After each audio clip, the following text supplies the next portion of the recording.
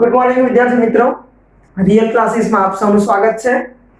આજે આપણે બીજો સૌથી અગત્યનો કાળ સિમ્પલ પાસ્ટ ટેન્સ એટલે કે સાદા ભૂતકાળનો અભ્યાસ કરવાના છે।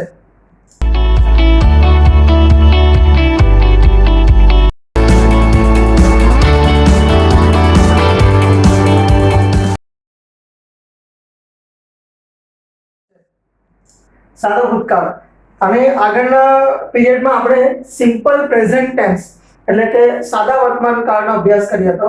સાદા વર્તમાન કાળમાં આપણે શું જોયું હતું કે સાદા વર્તમાન કાળમાં ક્રિયાપદનું મૂળ રૂપ આવે એટલે કર્તા વત્તા ક્રિયાપદનું મૂળ રૂપ કર્મ અને બાકીનું વાક્ય અને એમાં નકાર પ્રશ્નાર્થ ડુ નોટ ડઝ નોટ થી કરતા હતા, બરાબર છે, અને પ્રશ્નાર્થ ડુ કે ડઝ થી કરતા હતા। હવે સાદા ભૂતકાળમાં શું આવશે? Simple past tense. આ પણ ખૂબ અગત્યનો કાળ છે, બરાબર છે, અને ઇમ્પોર્ટન્ટ છે અને મજાનો કાળ છે। હવે એમ જોવા જઈએ તો તમારું ધોરણ 8 થી 12 માં લગભગ બધામાં જ ચેન્જિંગ ધ ટેક્સ્ટમાં કાળ બદલ્યો, તેમાં વર્તમાન કાળનો ભૂતકાળમાં ફેરવો એટલે કે પ્રેઝન્ટ ટેન્સ ટુ પાસ્ટ ટેન્સમાં અથવા તો simple past tense to present ટેન્સમાં ભૂતકાળનું વર્તમાન કાળમાં ફેરવો, એ રીતની ટેક્સ્ટ ઘણીવાર આવે છે। એક્ઝામની દ્રષ્ટિએ પણ બહુ મહત્વનું છે અને એમ પણ કોઈ પણ વાક્ય બનાવવાનું હોય, સમજવાનું હોય તો એ કાળ પ્રમાણેની વાક્ય રચના આપણે જાણતા હોય તો જ આપણે એને બરાબર સમજી શકીએ, બરાબર છે। તો આ રીતે સિમ્પલ પાસ્ટ ટેન્સ ખૂબ જ અગત્યનો છે। તો શરૂ કરીએ આપણે સિમ્પલ પાસ્ટ ટેન્સ સાદો ભૂતકાળ। તો સૌથી પહેલા જોઈએ આપણે યુઝ ઉપયોગ। તો સાદા ભૂતકાળનો ઉપયોગ શું છે? તો ભૂતકાળની ક્રિયા દર્શાવવા સાદા ભૂતકાળનો ઉપયોગ થાય છે। જેમ વર્તમાન કાળમાં આપણે જોઈ ગયા કે વર્તમાનની રોજિંદી ક્રિયામાં વર્તમાન કાળનો ઉપયોગ થાય છે। We go to school, we I speak Gujarati, એ બધું હતું। હવે સાદા ભૂતકાળમાં એટલે ભૂતકાળની ક્રિયા, ગઈકાલની ક્રિયા, એની આગળની ક્રિયા, જૂના રાજા મહારાજાના જમાનાની વાતો, એ બધી વાતો કરવી ત્યારે ભૂતકાળનો ઉપયોગ થાય છે। દાખલા તરીકે એક વાત કરું, આપણે જૂની વાત કરીએ પહેલા કે once there was a king, he ruled over this kingdom। એક જમાનામાં એક રાજા હતો જે અહીંયા રાજ્ય કરતો હતો, તો આપણે શું બોલ્યા? he ruled over this kingdom। ruled over એટલે રૂલ નું ભૂતકાળ, શાસન કરતો હતો, તો મેં ભૂતકાળ વાપર્યું। પછી વર્તમાન કાળમાં જનરલી આપણે બોલીએ I go to school daily, બરાબર છે, તો મારે એમ કેવું છે કે હું ગઈકાલે શાળાએ ગયો હતો, તો I went to school yesterday, બરાબર છે। હવે આપણે અમૂલ ડેરીની મુલાકાત કાયમ લેતા હોય, રોજ લેતા હોય, તો we visit અમૂલ ડેરી, પણ મારે એમ કેવું છે કે અમે ગયા મહિને મુલાકાત લીધી હતી, તો we visited Amul dairy last month। તો શું ફરક પડ્યો? સાદા વર્તમાન કાળમાં મૂળ રૂપ we visit અમૂલ ડેરી અને ભૂતકાળમાં we visited Amul dairy last week, ગયા અઠવાડિયે અમે મુલાકાત લીધી હતી। તો આ ફરક છે સાદા ભૂતકાળમાં કે ભૂતકાળની ક્રિયા દર્શાવવા માટે તેનો ઉપયોગ થાય છે। હવે હિન્ટ્સ એટલે આપણને ખબર જ છે, સૂચક શબ્દો કે જેને આપણને ખબર પડે કે આ વાક્ય કયા કાળમાં છે। તો ભૂતકાળમાં કેવા શબ્દ આવે? એક તો યસ્ટરડે, બરાબર છે, યસ્ટરડે, લાસ્ટ વીક, પછી last year, last week, last year, last month, બરાબર છે। તો વગેરે વગેરે બીજા once upon a time અથવા તો once there was, બરાબર, આવા બધા શબ્દ આવે એના પરથી આપણને ખબર પડે કે આ વાક્ય ભૂતકાળમાં છે, એટલે આ ભૂતકાળ દર્શક શબ્દો, આવા શબ્દ આવશે। જેમ વર્તમાન કાળમાં એવરીડે, ડેઈલી આવે, ભવિષ્ય કાળમાં ટુમોરો આવે, તેવી રીતે ભૂતકાળમાં yesterday, last week, last year, એવા બધા શબ્દ આવશે। ફોર્મ વાક્ય રચના, બરાબર, કોઈ પણ કાળની વાક્ય રચના ખાસ યાદ રાખજો। જેમ વર્તમાન કાળમાં શું હતું? ક્રિયાપદનું મૂળ રૂપ હતું, તો ભૂતકાળમાં શું આવે જોઈએ? તો સૌથી પહેલા એના હકાર વાક્યની વાક્ય રચના જોઈએ। તો હકાર વિધાન વાક્ય જે હોય છે તો તેમાં આવશે કર્તા વત્તા, જો બરાબર ધ્યાન આપજો, ક્રિયાપદનું બીજું રૂપ, ક્રિયાપદનું બીજું રૂપ એટલે કે ઈડી વાળું અથવા પાસ્ટ ટેન્સ નું રૂપ, એટલે કેટલાક ઈડી સિવાયના પણ આવે, ઈડી અથવા તો પાસ્ટ ટેન્સ વાળું રૂપ, ડાયરેક્ટ આપણે લખીએ તો બી ચાલે કે પાસ્ટ ટેન્સ ફોર્મ, બરાબર છે, પાસ્ટ ટેન્સ નું રૂપ, બરાબર, ભૂતકાળનું રૂપ, ક્રિયાપદનું બીજું રૂપ, પાસ્ટ ટેન્સ નું રૂપ, અને કર્મ વત્તા બાકીનું વાક્ય, કર્મ વત્તા બાકીનું વાક્ય, બરાબર છે। અહીં ક્રિયાપદનું બીજું રૂપ, પાસ્ટ ટેન્સ નું રૂપ, એના પર જરાક 2 મિનિટ આપણે ડિસ્કશન કરી લઈએ। એ ક્રિયાપદનું બીજું રૂપ શું છે? તો આપણે ગયા વીકમાં પણ વર્તમાન કાળમાં જોઈ ગયા કે કોઈ પણ ક્રિયાપદના 3 રૂપ આવે, V1 V2 અને V3. 4 ને 5 કોઈ ગણાવે છે ing વાળાને ચોથું ગણીએ તો એ V4 અને વર્તમાન કાળના રૂપને પાંચમું ગણીએ તો એ V5 છે. પણ એ મુખ્યત્વે ક્રિયાપદના 3 રૂપ છે, V1 V2 અને V3. એટલે ક્રિયાપદનું મૂળ રૂપ, ભૂતકાળનું રૂપ અને ભૂતકૃદંતનું રૂપ. બરાબર ને? તો જોઈએ દાખલા તરીકે હું તમને ઉદાહરણ દ્વારા સમજાવું કે કોઈ પણ ક્રિયાપદના 3, દાખલા તરીકે ગો, તો ગો નું ભૂતકાળનું રૂપ એટલે કે પાસ્ટ ટેન્સ ફોર્મ કયું છે? વેન્ટ. અને એનું ત્રીજું રૂપ એટલે કે પાસ્ટ પાર્ટિસિપલ, પીપી જેને કહીએ તો પાસ્ટ પાર્ટિસિપલ છે ગોન. બરાબર છે? એટલે કોઈ પણ ક્રિયાપદના 3 રૂપ હોય છે. હવે એમાં બી નિયમો છે અમુક કે ભૂતકાળનું રૂપ કેવી રીતે બનાવાય એવું પણ છે. દાખલા તરીકે કેટલાક ક્રિયાપદ ઈડી લગાડવાથી બને છે. બરાબર છે? તો ઈડી લગાડવાથી પણ બને છે કેટલાક ક્રિયાપદ, તે જોઈએ કેવી રીતે બને. દાખલા તરીકે વિઝિટ, તો એનું ભૂતકાળનું રૂપ છે વિઝિટેડ અને ત્રીજું રૂપ પણ આપણે સાથે સાથે જોઈ લઈએ, વિઝિટેડ. ત્રીજા રૂપનું કામ આજનામાં નથી પણ પૂર્ણ વર્તમાન કાળમાં, પૂર્ણ ભૂતકાળમાં, વોઇસમાં એમાં V3 રૂપની પણ જરૂર પડશે. એટલે આપણે ત્રણે રૂપ યાદ કરીએ છીએ. તો ઈડી લગાડવાથી હવે વોક, દાખલા તરીકે વોક કે ટોક, તો એમાં પણ વોકડ અને એનું ત્રીજું રૂપ પણ વોકડ. તો કેટલાક ક્રિયાપદ ઈડી લગાડવાથી બને છે. હવે ક્રિયાપદને અંતે જો ઈ હોય, બરાબર છે? કેટલાક ક્રિયાપદને અંતે ઈ હોય. આપણે ભૂતકાળનું રૂપ કેવી રીતે બને છે તે જોઈએ છે. તો ક્રિયાપદને અંતે જો ઈ હોય તો ફક્ત ડી લગાડવાથી બને છે, હોય તો ડી લગાડવાથી. એટલે કે લાઈક, ધારો કે લાઈક, તો એનું ભૂતકાળ છે લાઈક અને ત્રીજું રૂપ પણ છે લાઈક્ડ. બરાબર છે? લાઈક, તો લાઈક અને લાઈક એટલે ભૂતકાળમાં આપણને આ ક્રિયાપદની જરૂર પડશે, લાઈક લાઈક. બરાબર છે? ડાન્સ, ધારો કે, તો ડાન્સમાં પણ છેલ્લે ઈ આવે છે તો ડાન્સ્ડ અને ડાન્સ, તો એનું ભૂતકાળનું રૂપ છે ડાન્સ. તો આ રીતે જો અંતે ઈ હોય તો એને ફક્ત ડી લગાડવાથી ભૂતકાળનું રૂપ બને છે. હવે કેટલાક ક્રિયાપદમાં છેલ્લો અક્ષર વ્યંજન હોય પણ છેલ્લેથી બીજો અક્ષર જો સ્વર હોય તો એ જે છેલ્લો અક્ષર છે એને ડબલ વાર કરીને, બરાબર છે? એટલે છેલ્લો અક્ષર વ્યંજન તથા તેની આગળ જો સ્વર હોય તો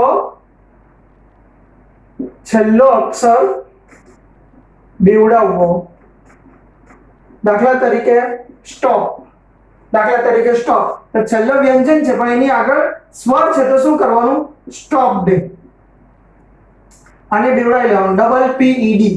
પર સ્ટોપ તો સ્ટોપ્ડ. દાખલા તરીકે ક્લેપ, બરાબર છે? ક્લેપ એટલે તાળી પાડવી, તો ક્લેપ્ડ. ક્લેપ તો ક્લેપ્ડ. બરાબર છે? તો આ રીતે થાય છે. હવે છેલ્લે જો વાય હોય, છેલ્લે વાય હોય તો શું લાગે? ઈડી લાગે.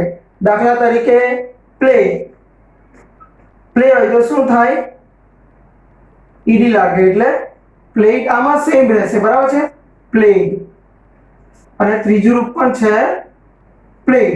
સ્ટે છે, ધારો કે સ્ટે, તો એનું બીજું રૂપ છે સ્ટેડ અને ત્રીજું રૂપ પણ છે સ્ટેડ. બરાબર છે? હવે કેટલીક વાર છેલ્લે વાય જો કે છેલ્લે વાય પણ છેલ્લેથી બીજો વ્યંજન હોય, છેલ્લેથી બીજો વ્યંજન હોય તો શું થાય? વાય કાઢીને આઈઈડી લગાડો. દાખલા તરીકે ક્રાય, બરાબર છે? ક્રાય, તો શું થશે? ક્રાઇડ, ક્રાઇડ એનું બીજું અને ત્રીજું રૂપ છે ક્રાઇડ અને ટ્રાઇડ. ટ્રાય તો ટ્રાય, ટ્રાઇડ અને ટ્રાઇડ. આ રીતે તો બીજું અને ત્રીજું રૂપ આ રીતે બને છે. તો ડી લગાડીને અથવા ઈડી લગાડીને જે ક્રિયાપદનું બીજું અને ત્રીજું રૂપ બને છે, ભૂતકાળનું રૂપ અને ભૂતકૃતનું રૂપ, તે આપણે યાદ કર્યા. હવે કેટલાક ક્રિયાપદ એવા છે કે જેના ત્રણ રૂપ જુદા છે, બરાબર છે? દાખલા તરીકે ગો, તો ગો જે છે, બરાબર છે? આ આપણે જવા દઈએ એટલે આપણે બીજા લખી શકીએ. આમાં બરાબર જોઈ લીધું ને? હવે ગો, દાખલા તરીકે ગો છે, બરાબર છે? તો બરાબર ધ્યાન આપજો.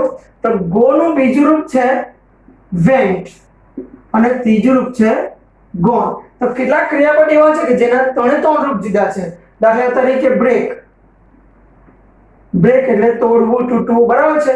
તો એનું ભૂતકાળ છે બ્રોક અને ત્રીજું રૂપ છે બ્રોકન.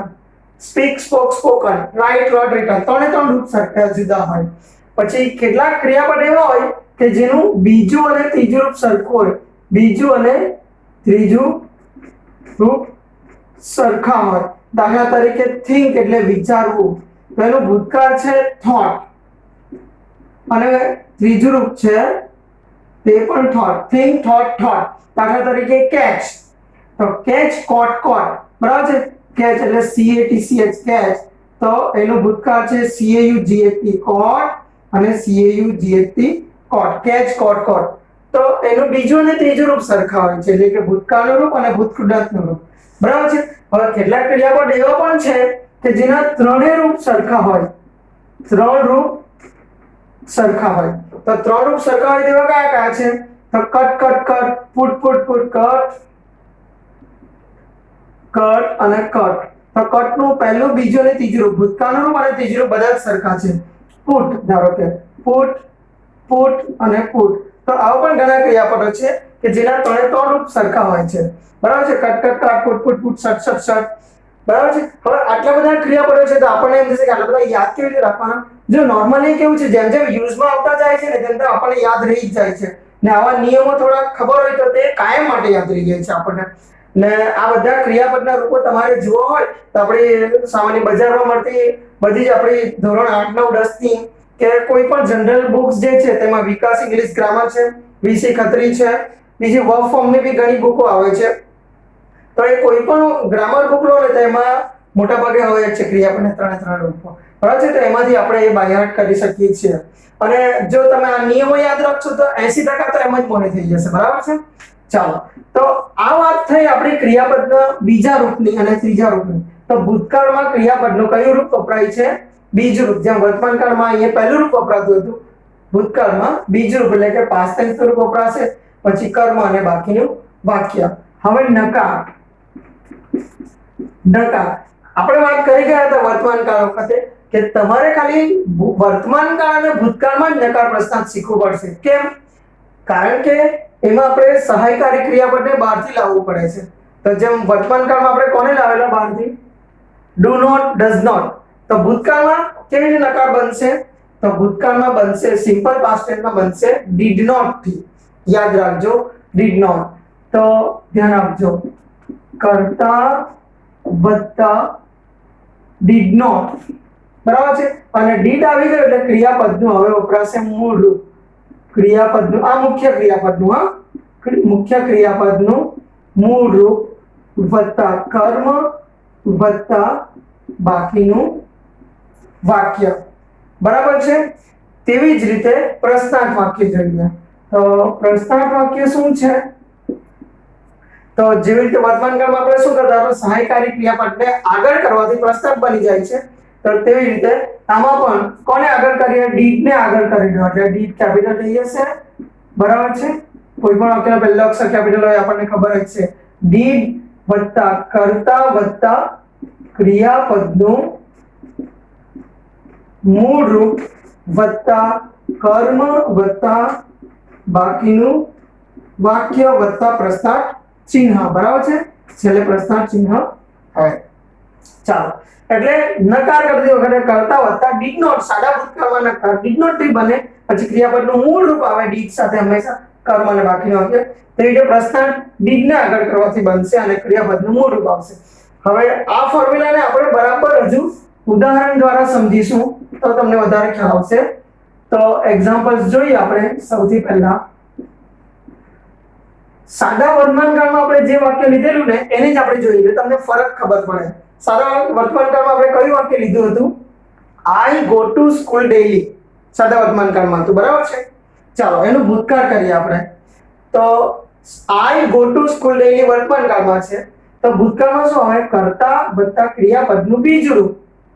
તો આઈ, હવે ગો નું બીજું રૂપ શું છે? વેન્ટ. તો આઈ વેન્ટ ટુ સ્કૂલ અને ભૂતકાળની જ વાત હશે, yesterday. I went to school yesterday, બરાબર છે. I went to school yesterday. બરાબર છે, કર્તા ક્રિયાપદનું બીજું રૂપ, કર્મ અને બાકીનું વાક્ય. ચાલો હવે આનું નકાર કેવી રીતે બનાવવાનું? તો નકાર આપણે બનાવીએ છીએ કર્તા પછી did not, કર્તા પછી did not, અને did આવે એટલે ક્રિયાપદનું મૂળ રૂપ આવે. તો જોઈએ I પછી I છે કર્તા, તો કર્તા પછી શું આવશે? did not. તો I did not, અને did સાથે મૂળ રૂપ આવે તો went નું મૂળ રૂપ શું છે? go. તો I did not go to school yesterday. સમજ પડી ગઈ ને? કરતા પછી did not, તો I did not હવે go to school yesterday. ધ્યાનમાં આવ્યું બરાબર? I did not go to school yesterday.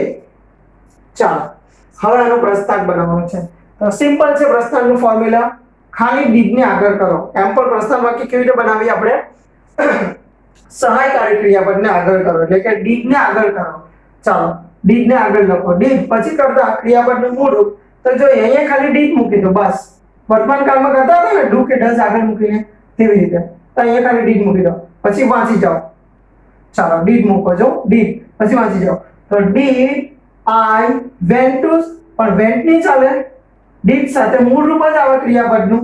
તો did I go to school yesterday, કારણ કે did આવી ગયો ને ભૂતકાળ દર્શક. ચાલો did I go to school yesterday, પ્રશ્નાર્થ ચિહ્ન સાંભળી, ખાલી did ને આગળ કરો. did I go to school yesterday, અને પ્રશ્નાર્થ ચિહ્ન. બરાબર છે. હવે બીજે એક વાક્ય જોઈએ કે Rohan brought vegetables in the morning. સવારે શાકભાજી લાવ્યો હતો. આ ભૂતકાળમાં પણ ચાલે આ શબ્દ in the morning એટલે સવારે લાવ્યો હતો. બરાબર છે. હમણાં સાંજ પડી ગયા છે તો Rohan brought vegetables in the morning. ચાલો હજુ આપણે આગળ કરવું હોય તો in the morning yesterday, ગઈકાલે સવારે લાવ્યો હતો. ચાલો એકદમ કન્ફર્મ થઈ ગયું ભૂતકાળ. હવે બરાબર ધ્યાન આપજો. Rohan brought vegetables in the morning. જો આપણે નકાર અને પ્રશ્ન શીખ્યા ને એટલે એના આધારે આપણે કાનું બંધારણ બરાબર ખબર પડી જાય. સમજ પડી ને? ચાલો તો Rohan brought vegetables in the morning yesterday છે, એના પરથી બી ખબર પડી ગઈ ભૂતકાળ છે. બીજું brought ક્રિયાપદનું બીજું રૂપ છે, એના પરથી પણ ખબર પડી ગઈ કે આ વાક્ય ભૂતકાળમાં છે. તો જોઈએ આપણે આનું નકાર કરવાનું છે. ચાલો રોહન brought vegetables ભૂતકાળ છે ને, તો ભૂતકાળનો નકાર શાનાથી બનશે? did not થી. કરતા પછી did not, તો રોહન પછી did not. શું?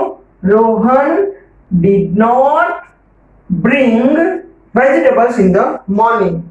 રોહન did not, હવે did સાથે મૂળ રૂપ આવે એટલે bring brought brought, ખબર છે આપણને? તો આનું મૂળ રૂપ છે bring.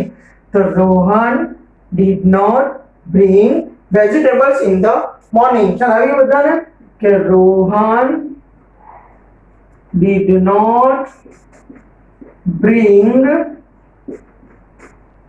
vegetables in the morning yesterday. બરાબર છે. ચાલો હવે આપણે બનાવવાનું છે પ્રશ્નાર્થ. તો સિમ્પલ છે.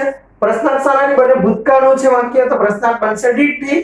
તો did ને આગળ કરો કે did કરતા ક્રિયાપદનું મૂળ રૂપ કર્મ, તો અહીંયા ખાલી did મૂકી દો બસ. અહીંયા ખાલી did મૂકી દો એટલે વાક્ય બની ગયું પ્રશ્નાર્થ.